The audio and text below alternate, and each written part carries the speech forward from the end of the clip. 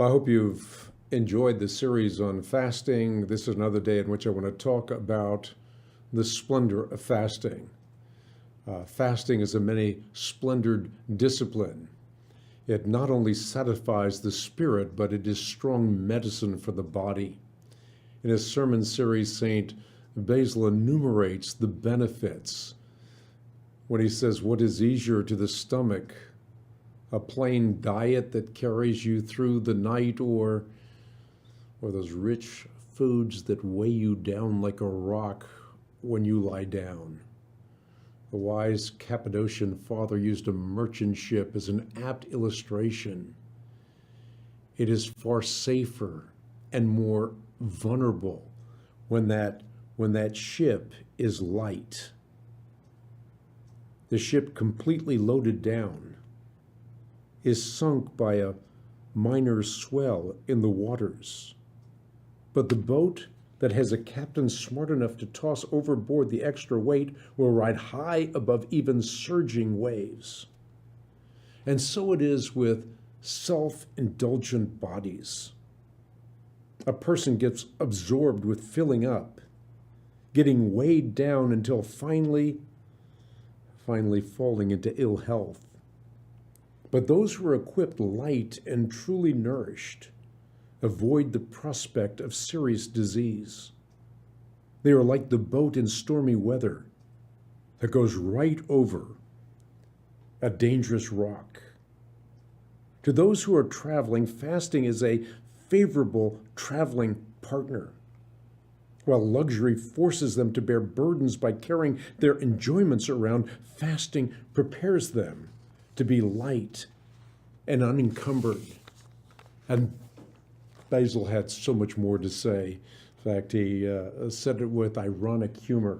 The stomach should give a vacation to the mouth. It never stops demanding.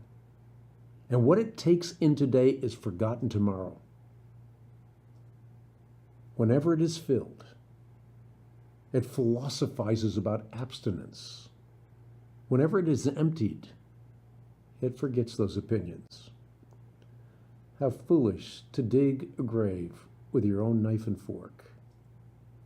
A full belly not only makes running a race difficult, it even makes sleep rough. When you're weighed down completely and can't find a way to rest, well, then you're forced instead to continually turn from side to side. The stomach is very much like an undisciplined child, forever demanding its fill of empty calories. The discipline of fasting restores balance and self-control. And oh, how we need balance and self-control.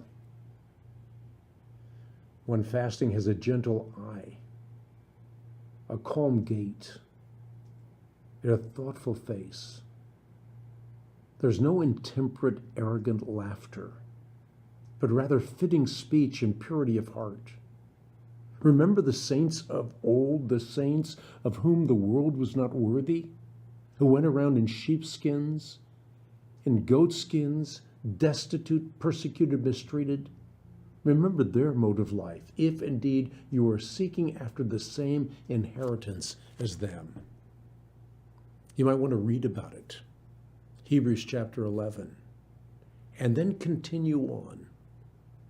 At the beginning of Hebrews chapter 12, we read that therefore, since we are surrounded by such a great cloud of witnesses, let us throw off everything that hinders and the sin that so easily entangles, and let us run with perseverance the race marked out for us, looking unto Jesus Christ, the author and the perfecter of our faith, who for the joy set before him endured the cross, scorning its shame, and sat down at the right hand of the throne of God.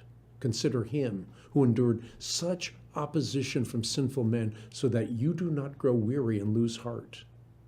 In your opposition to sin, you have not yet suffered to the point of shedding your own blood. And have you forgot that word of encouragement that addresses you as sons?